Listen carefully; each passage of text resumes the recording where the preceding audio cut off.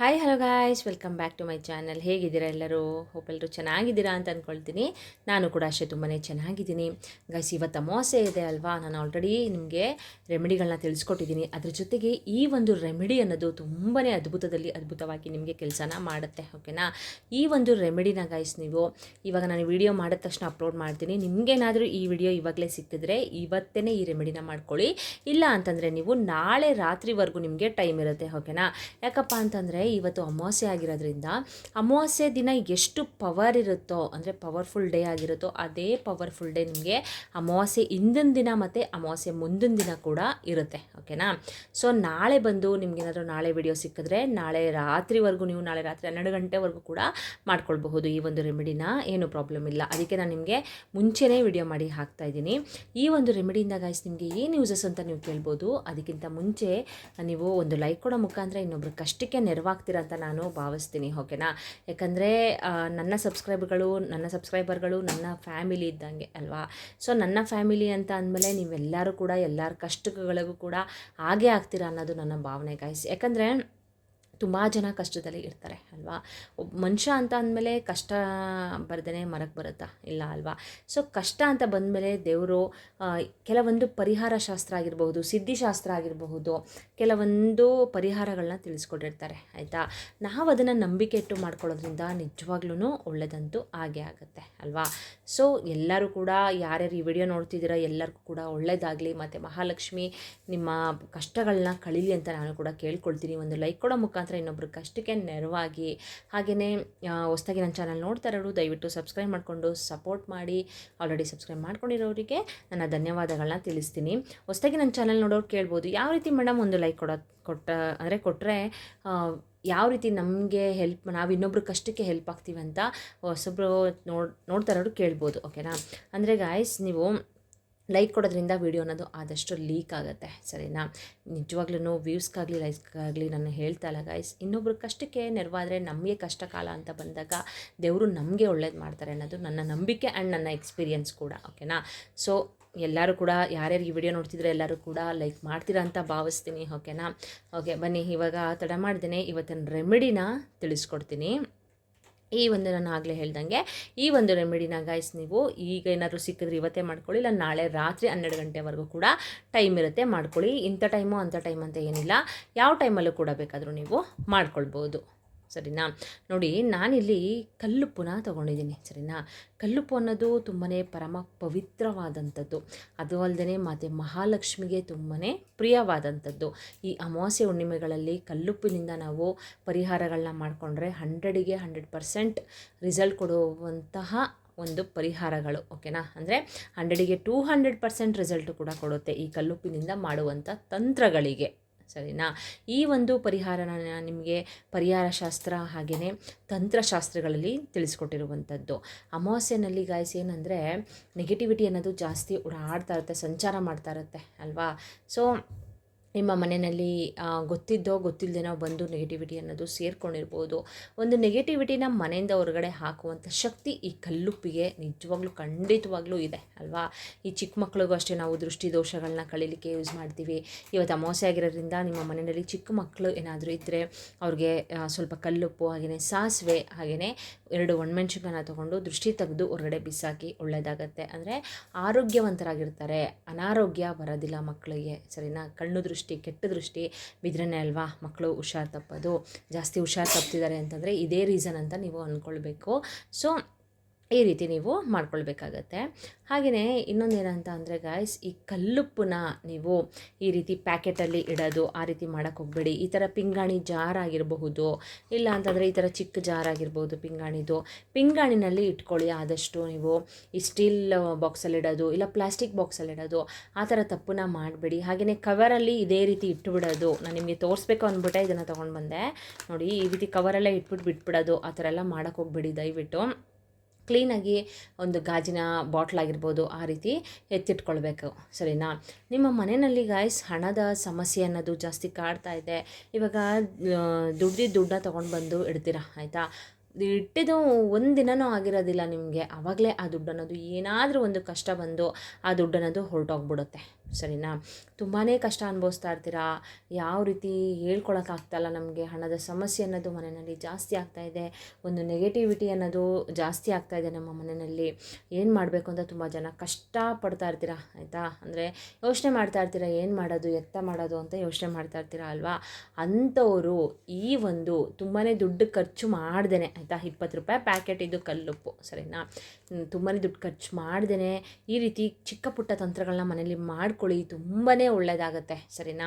ಒಂದು ಒಳ್ಳೆಯದಾಗುತ್ತೆ, ನಮ್ಮ ಕಷ್ಟಗಳು ತೀರುತ್ತೆ ಅಂತ ಅಂದಾಗ ನಾವು ಈ ರೀತಿ ಮಾಡ್ಕೊಳ್ಳೋದ್ರಲ್ಲಿ ರೆಮಿಡಿಗಳನ್ನ ಏನು ತಪ್ಪಿಲ್ಲ ಅಲ್ವಾ.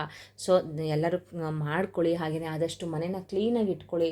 ಸ್ವಚ್ಛತೆ ಎಲ್ಲಿರುತ್ತೋ ಮತ್ತು ಮಹಾಲಕ್ಷ್ಮಿ ಖಂಡಿತವಾಗ್ಲೂ ನಿಮ್ಮ ಮನೆಯಲ್ಲಿ ನೆಲೆ ಊರ್ತಾರೆ ಓಕೆನಾ. ಮನೆಯಲ್ಲಿ ಧೂಪ ಹಾಕಿ ಹಾಗೆಯೇ ಡೈಲಿ ಮತ್ತು ಮಹಾಲಕ್ಷ್ಮಿಗೆ ನಿಮ್ಮ ಮನೆ ದೇವರಿಗೆ ದೀಪನ ಹಚ್ಚಿ ಸರಿನಾ.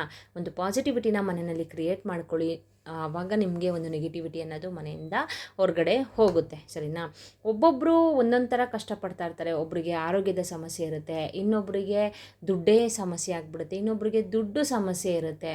ಈ ರೀತಿ ದುಡ್ಡಿರೋರಿಗೆ ನೆಮ್ಮದಿ ಇರೋದಿಲ್ಲ ಅಲ್ವಾ, ನೆಮ್ಮದಿ ಇರೋರಿಗೆ ದುಡ್ಡಿರಲ್ಲ. ಈ ರೀತಿ ಸಮಸ್ಯೆಗಳೆಲ್ಲನೂ ಅನುಭವಿಸ್ತಾ ಇರ್ತೀರಾ. ನಾನು ಕೂಡ ನನ್ನ ಕಣ್ಣಿಂದ ನೋಡಿದ್ದೀನಿ, ಅದಕ್ಕೆ ಹೇಳ್ತಾ ಇರೋದು ನಿಮಗೆ. ಕೆಲವೊಂದಷ್ಟು ಜನ ಏನು ಮಾಡ್ತಾರೆ ಅಂದರೆ ಸಾಲನ ಮಾಡ್ಕೊಂಡ್ಬಿಡ್ತಾರೆ, ಸಾಲ ತೀರ್ಸೋಕ್ಕಾಗ್ದೇ ಅವರು ಸೂಸೈಡ್ ಮಾಡ್ಕೊಳ್ತಾರೆ. ಇದನ್ನು ನಾನು ಕಣ್ಣಿಂದ ನೋಡಿದ್ದೀನಿ, ಅದಕ್ಕೆ ನಿಮಗೆ ಹೇಳ್ತಾ ಇರೋದು ಅಷ್ಟೇ ಸರಿನಾ. ಆ ಥರ ತಪ್ಪು ಹೇಳಿತನ ಮಾಡೋಕ್ಕಂತೂ ಹೋಗಬೇಡಿ ಆಯಿತಾ. ನಮ್ಮನ್ನು ನಂಬ್ಕೊಂಡು ನಮ್ಮ ಮನೆಯಲ್ಲಿ ಇದ್ದಾರೆ ಅಂತ ಅಂದಮೇಲೆ ನಾವು ಆ ಥರ ಮಾಡೋದ್ರಿಂದ ಏನು ಯೂಸ್ ಇಲ್ಲ ಅಲ್ವಾ. ನೀವೇನೋ ಹೊರಟೋಗ್ಬಿಡ್ತೀರಾ, ಆದರೆ ನಿಮ್ಮನ್ನು ನಂಬ್ಕೊಂಡು ಬದುಕ್ತಾ ಇರ್ತಾರೆ ನೋಡಿ, ಅವ್ರ ಜೀವನದ ಬಗ್ಗೆ ನೀವು ಯೋಚನೆ ಮಾಡಬೇಕು ಸರಿನಾ. ಸೊ ಬನ್ನಿ ಇವತ್ತೊಂದು ರೆಮಿಡಿ ಬಗ್ಗೆ ತಿಳಿಸ್ಕೊಡ್ತೀನಿ. ಆಗಲೇ ಹೇಳ್ದಂಗೆ ನಿಮಗೆ ಯಾವ ಟೈಮಲ್ಲಾದರೂ ಮಾಡ್ಕೊಳ್ಳಿ, ಏನೂ ತೊಂದರೆ ಇಲ್ಲ. ಈ ರೀತಿ ಉಪ್ಪಿನ ಜಾಡಿನ ನೀವು ತೊಗೋಬೇಕು ಸರಿನಾ. ಉಪ್ಪಿನ ಜಾಡಿನ ತೊಗೊಂಡು ನೀವು ಇದ್ರ ಒಳಗಡೆ ನಾನು ಹೇಳುವಂತಹ ಈ ಒಂದು ಅಂದರೆ ವಸ್ತುವನ್ನು ನೀವು ಅದರೊಳಗಡೆ ಹಾಕಬೇಕಾಗತ್ತೆ ಸರಿನಾ. ನೋಡಿ ಇಲ್ಲಿ ನಾನು 5 ರೂಪೀಸ್ ಕಾಯಿನ್ನ ತೋರಿಸ್ತಾ ಇದ್ದೀನಿ ಅಲ್ವಾ. ನೋಡಿ 5 ರೂಪೀಸ್ ಕಾಯಿನ್ನ ತೋರಿಸ್ತೀನಿ. 5 ಅನ್ನೋದು ಪಂಚಭೂತಗಳಿಗೆ ನಾವು ಹೋಲಿಸ್ತೀವಿ ಅಲ್ವಾ. ಈಗ 1 ಅನ್ನೋದು ಎಷ್ಟು ಶ್ರೇಷ್ಠವಾದದ್ದು, ಹಾಗೆ 5 ಅನ್ನೋದು ಕೂಡ ತುಂಬಾ ಶ್ರೇಷ್ಠವಾದಂಥದ್ದು. ಸೊ ನೀವೇನು ಮಾಡಬೇಕು ಅಂತಂದರೆ ಈ ರೀತಿ ಉಪ್ಪಿನ ಜಾರಿನ ತೊಗೊಳ್ಳಿ. ಉಪ್ಪಿನ ಬಾಟ್ಲು, ಗಾಜಿನ ಬಾಟ್ಲು ಆಗುತ್ತಲ್ಲ, ಅದರಲ್ಲೂ ಕೂಡ ಹಾಕೋಬೋದು, ಏನು ತೊಂದರೆ ಇಲ್ಲ. ನೀವು ಈ ಕೈಯಲ್ಲಿ ಈ ರೀತಿ 5 ರೂಪಾಯಿ ನಾಣ್ಯನ ಇಟ್ಕೊಂಡು ನೀವು ಸಂಕಲ್ಪನ ಮಾಡ್ಕೋಬೇಕು ಆಯಿತಾ. ನೀವು ಸುಮ್ಮನೆ ತೊಗೊಂಡು ಈ ನಾಣ್ಯನ ಒಳಗಡೆ ಹಾಕ್ಬಿಡೋದು ಆ ಥರ ಎಲ್ಲ ಮಾಡೋಕ್ಕೆ ಹೋಗಬೇಡಿ. ಒಂದು ಯಾವುದೇ ಒಂದು ರೆಮಿಡಿ ಮಾಡಬೇಕಾದ್ರೂ ಅಷ್ಟೇ ಸಂಕಲ್ಪ ಮಾಡ್ಕೊಳ್ಬೇಕಾಗತ್ತೆ.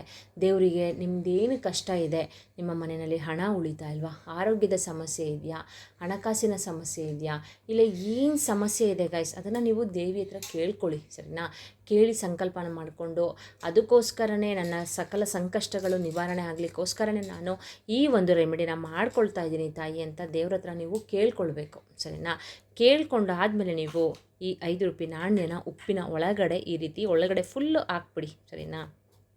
ನೋಡಿ ಈ ರೀತಿ ಫುಲ್ಲು ಒಳಗಡೆ ಹಾಕಾದ್ಮೇಲೆ ಗಾಯ್ಸ್ ನೀವು ಯಾವ ಥರ ನೀವು ಯೂಸ್ ಮಾಡ್ತೀರಾ ಇದಕ್ಕೆ, ಅಂದರೆ ಅಡುಗೆಗೆ ನೀವು ಯಾವ ಥರ ಯೂಸ್ ಮಾಡ್ತೀರಾ ಅದೇ ರೀತಿ ನೀವು ಇದನ್ನು ಉಪ್ಪನ್ನ ಯೂಸ್ ಮಾಡಿ, ಏನೂ ತೊಂದರೆ ಆಗೋಲ್ಲ ಸರಿನಾ. ಸೊ ಇದಾದಮೇಲಿಂದ ನೀವೇನು ಮಾಡಬೇಕು ಅಂದರೆ ಗಾಯ್ಸ್, ಪ್ರತಿ 3 ದಿನಕ್ಕೊಮ್ಮೆ ನೀವು ಇದನ್ನು ಚೇಂಜ್ ಮಾಡಬೇಕು ಕಾಯಿನನ್ನು ಓಕೆನಾ. ಅಂದರೆ ಕಾಯಿನು ತುಕ್ಕಿಡುವಂಥ ಚಾನ್ಸಸ್ ಇರುತ್ತೆ ಅಲ್ವಾ. ಜಾಸ್ತಿ ದಿನ ಅದರೊಳಗಡೆ ಉಪ್ಪಿನೊಳಗಡೆ ಇಟ್ಬಿಟ್ರೆ ಕಾಯಿನು ತುಕ್ಕಿಡುವಂಥ ಚಾನ್ಸಸ್ ಇರುತ್ತೆ. ಸೊ ಅದಕ್ಕೆ ನೀವೇನು ಮಾಡಬೇಕು ಅಂತಂದರೆ ಕಾಯಿನನ್ನು ಪ್ರತಿ 3 ದಿನಕ್ಕೊಮ್ಮೆ ನೀವು ಚೇಂಜ್ ಮಾಡ್ತಾ ಬರಬೇಕು ಸರಿನಾ. 3 ದಿನ ಆದಮೇಲೆ ನೀವು ಈ ಕಾಯಿನ್ನ ತೊಗೊಂಡು ಯಾವುದಾದ್ರೂ ಒಂದು ದೇವಸ್ಥಾನಕ್ಕಾದರೂ ಹಾಕ್ಬಿಡಿ, ಇಲ್ಲ ಅಂತಂದರೆ ಯಾರಾದರೂ ಭಿಕ್ಷುಕರಿಗೆ ದಾನವಾಗಿ ಇದನ್ನು ಕೊಟ್ಬಿಡಿ ಸರಿನಾ. 3 ದಿನ ಆದಮೇಲೆ ನೀವು 5 ರೂಪಾಯಿ ಕಾಯಿನ್ನ ನೀವು ಸಂಕಲ್ಪ ಮಾಡಿಕೊಂಡು ನೀವು ಮತ್ತೆ ಉಪ್ಪಿನೊಳಗಡೆ ಕಾಯಿನನ್ನು ಹಾಕಬೇಕು.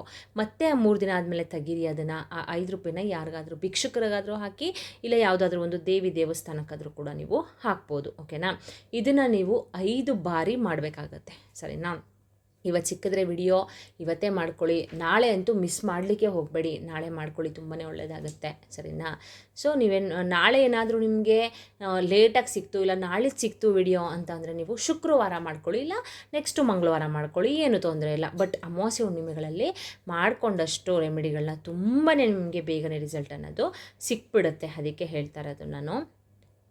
ನೋಡಿ ಇಲ್ಲಿ ಈ 5 ರೂಪಾಯಿ ಕಾಯಿನ್ನ ನೀವೇನು ಮಾಡಬೇಕು ಅಂದರೆ 5 ಬಾರಿ ಸರಿನಾ. ನಾನು ಆಗಲೇ ಹೇಳ್ದಂಗೆ 5 ಬಾರಿ ನೀವು ಒಂದು ಸಲ ಹಾಕ್ತೀರಾ, 3 ದಿನ ಆದಮೇಲೆ ತೆಗಿತೀರಾ, ಮತ್ತೆ ಒಂದು ಕಾಯಿನ್ ಹಾಕ್ತೀರಾ. ಇದೇ ಥರ 5 ಸಲ ನೀವು ಮಾಡಬೇಕಾಗತ್ತೆ. ಮಾಡಾದಮೇಲೆ ಗೈಸ್ ನೋಡಿ, ಇದನ್ನು ನೀವು ಮಾಡಿ ನೀವು ಇವತ್ತೇ ನೀವು ಮಾಡ್ಕೊಳ್ಳಿ. ನೋಡಿ, ಬೇಕಾದರೆ ನಿಮಗೆ ನಾಳೆಯಿಂದಲೇ ಒಂದು ಗುಡ್ ರಿಸಲ್ಟ್ ಅನ್ನೋದು ಸಿಗ್ತಾ ಹೋಗುತ್ತೆ. ನಿಮ್ಮ ಹಣ ಮೇಲೆ ಏನಾದರೂ ದೃಷ್ಟಿ ದೋಷಗಳ ಇದ್ದರೆ ಅದು ಕೂಡ ಕಳೆದೋಗುತ್ತೆ. ಮನೆಯಲ್ಲಿ ಹಣ ಅನ್ನೋದು ಉಳಿಯುತ್ತೆ. ಅನಾವಶ್ಯಕವಾಗಿ ಖರ್ಚಂತೂ ಆಗೋದಿಲ್ಲ ಗೈಸ್. ಹಣಕಾಸಿನ ಸಮಸ್ಯೆ ಏನಾದರೂ ಇದ್ದರೆ ಅದು ನಿವಾರಣೆ ಆಗುತ್ತೆ. ಆರೋಗ್ಯದ ಸಮಸ್ಯೆ ಇದ್ದರೂ ಕೂಡ ಅದು ನಿವಾರಣೆ ಆಗುತ್ತೆ. ಖಂಡಿತವಾಗ್ಲೂ ಮಾಡ್ಕೊಳ್ಳಿ, ಒಂದು ನಂಬಿಕೆ ಇಟ್ಟು ಮಾಡ್ಕೊಳ್ಳಿ. ನಾನು ಪದೇ ಪದೇ ನಿಮ್ಗೆ ಹೇಳ್ತಿದ್ದೀನಿ ಅಂತ ಬೇಜಾರು ಮಾಡ್ಕೊಬೇಡಿ. ಯಾಕಂದರೆ ಒಂದು ನಂಬಿಕೆಯಲ್ಲಿರುತ್ತೋ ಖಂಡಿತವಾಗ್ಲೂ ನಿಮಗೆ ಗುಡ್ ರಿಸಲ್ಟ್ ಅನ್ನೋದು ಸಿಕ್ಕೇ ಸಿಗುತ್ತೆ. ನಂಬಿಕೆ ಇಟ್ಟು ಶ್ರದ್ಧಾ ಭಕ್ತಿಯಿಂದ ಮಾಡ್ಕೊಳ್ಬೇಕು ಅಷ್ಟೇ, ಓಕೆನಾ. ಸೊ ಇದೇ ರೀತಿ ಹಲವಾರು ವೀಡಿಯೋಸ್ನ ಮಾಡಿ ಹಾಕಿದ್ದೀನಿ. ಅದನ್ನೆಲ್ಲ ಒಮ್ಮೆ ಚೆಕ್ ಮಾಡ್ಕೊಳ್ಳಿ, ಸರಿನಾ. ಚೆಕ್ ಮಾಡಿಕೊಂಡು ನೀವು ಕೂಡ ನಂಬಿಕೆ ಇಟ್ಟು ಶ್ರದ್ಧಾ ಭಕ್ತಿಯಿಂದ ಮಾಡಿಕೊಂಡು ನಿಮ್ಮ ಕಷ್ಟಗಳನ್ನ ಕಳ್ಕೊಳ್ಳಿ, ಓಕೆನಾ.